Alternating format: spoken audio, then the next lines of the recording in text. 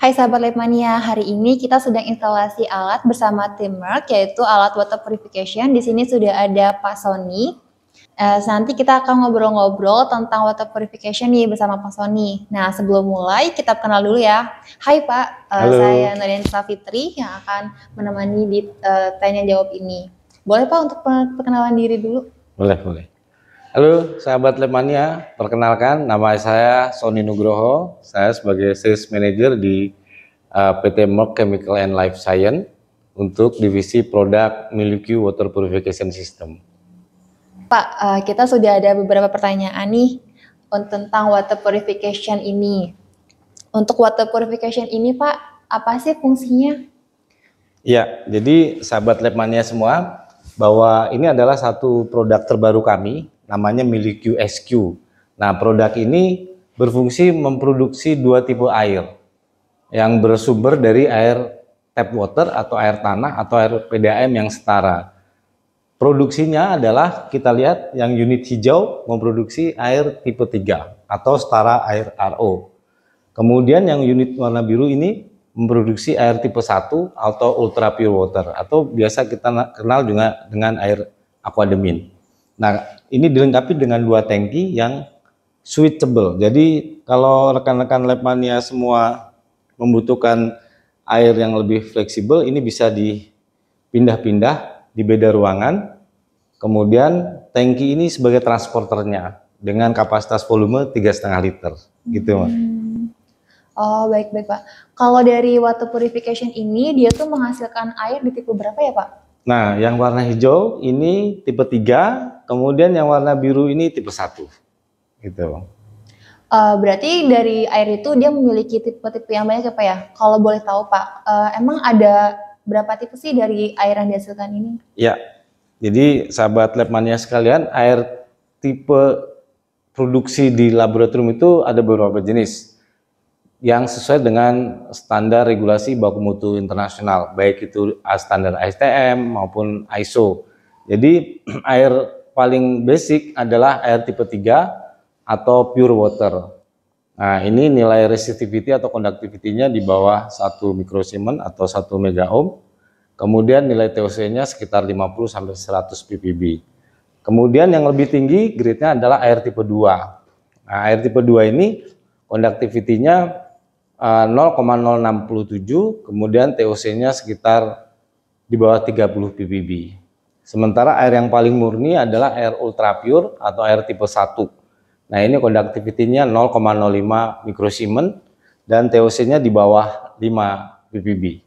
Jadi ada 3 tipe sahabat Labmania semua, tipe 3 standar RO, tipe 2 biasa untuk di aplikasi mikro, kemudian tipe 1 untuk aplikasi di alat-alat analytical yang sensitif seperti HPLC, kemudian ICMS, dan sebagainya yang setara dengan aplikasi di analytical lab. Oh, ternyata dari air yang diproduksi itu juga harus sesuai Pak ya untuk penggunaannya. Betul. Tapi Pak, kenapa sih kita tuh harus pakai air yang sesuai gitu, sesuai saat pengujian? Kayak tadi kan ada untuk HPLC, AAS, seperti itu. Ya, jadi dampak dari penggunaan air yang sesuai dengan gradingnya adalah hasil dari analisa kita. Jadi parameternya adalah kita mendapatkan analisa yang akurat, tepat, dan cepat dengan tidak membuang waktu kita karena pengujian pengulangan yang berdampak dengan kerugian materi baik itu sampel maupun reagen tes kita, sehingga air ini sebagai media pendukung untuk analisa di lab kita menggunakan instrumentasi secara tepat dan akurat gitu. Sahabat Labmania, berarti air itu juga berpengaruh ya untuk pengujian kita. Nah Pak, kalau dari alat ini tuh gimana Pak cara kerjanya? Ya, Biasanya. jadi di awal sahabat Labmania saya sudah sampaikan bahwa alat ini ada dua tipe.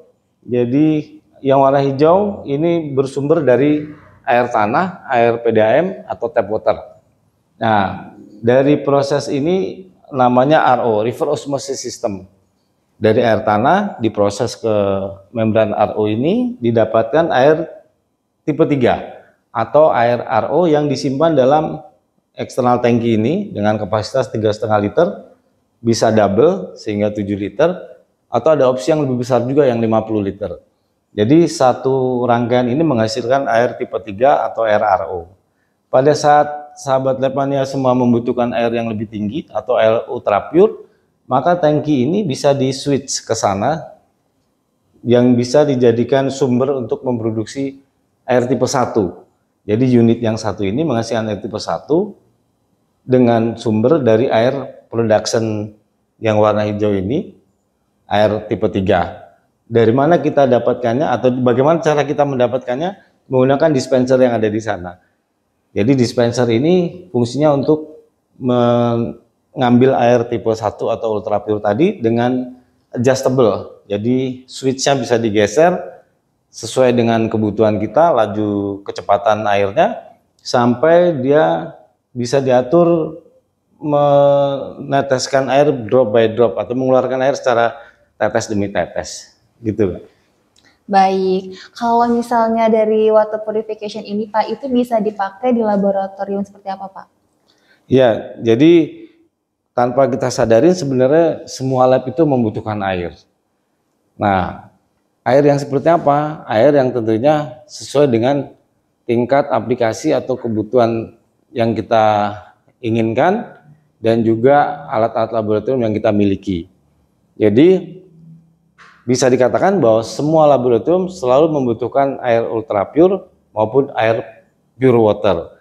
Jadi semua lab itu pasti membutuhkan water purifier. Iya, betul. Baik Pak, sebagai pertanyaan terakhir nih Pak ya, kalau cara perawatan dari alat ini tuh seperti apa Pak? Ya, jadi water purifier ini adalah alat produksi, bukan alat uji, sehingga untuk bisa mendapatkan produksi yang tetap berkualitas baik, maka maintenance-nya adalah secara rutin pergantian consumable ini, yang kami sebut adalah cartridge, lifetime-nya 1 tahun. 2 cartridge ini sama, lifetime-nya 2 tahun, kemudian juga dengan final filter.